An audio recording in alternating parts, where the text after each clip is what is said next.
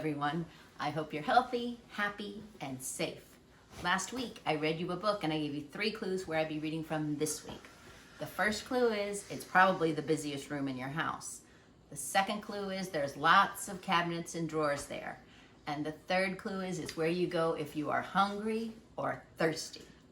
If you guessed I'd be reading you a book from the kitchen, you are correct.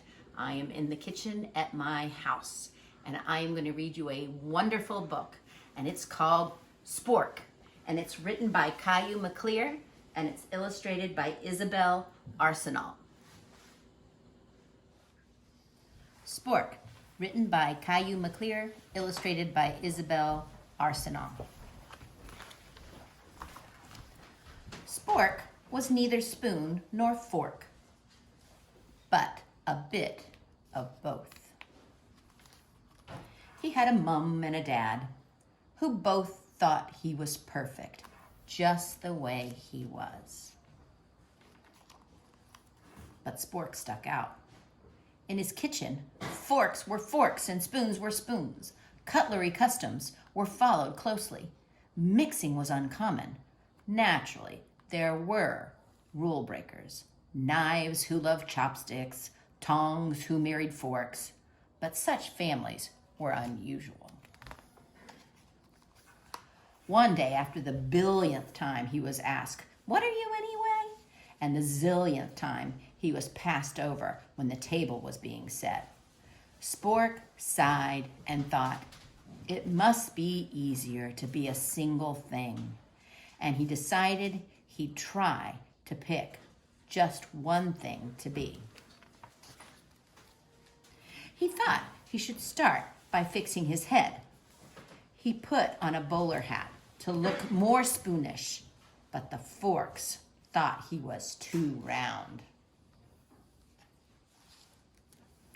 Then he made a paper crown to look more forkish, but the spoons thought he was too pointy. Spork wondered if there were other lonely creatures out there with no matching kind who never got to be chosen to be at the table. At dinner time, he watched from the drawer while the spoons played pea hockey and skillfully balanced boiled eggs. He sat off to the side while the forks raked fancy patterns in the mashed potatoes and twirled noodles around in complicated circles like rhythmic gymnasts. And at the end of this and every other meal, Spork looked on while the others enjoyed a super bubbly bath in the sink. Until one morning, a messy thing arrived. This messy thing had obviously never heard of cutlery customs or table manners. No, this messy thing smeared and spilled and flung and clumped and dripped without a care. "Wait," said the forks, but the messy thing did not wait. "Careful," said the spoons, but the messy thing was not careful. "Help," said the forks, while the messy thing continued to slop and splatter. "Quick," said the spoons. Now, a fork may be good for poking and picking, and a spoon may be fine for scooping and stirring, but this messy thing with a slurpy and clumpy, half-finished food bits needed something else, something that could do all sorts of things at once, something flexible and easy to hold, something that was neither spoon nor fork, but a bit of both. That's when Spork landed. The messy thing saw Spork and immediately stopped and gurgled.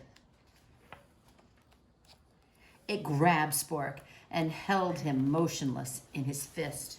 It tapped him once and let out a cheerful shriek. It wagged Spork excitedly up and down. And that's how Spork finally and happily found his way to the table. Just a bit round, just a bit pointy, just right.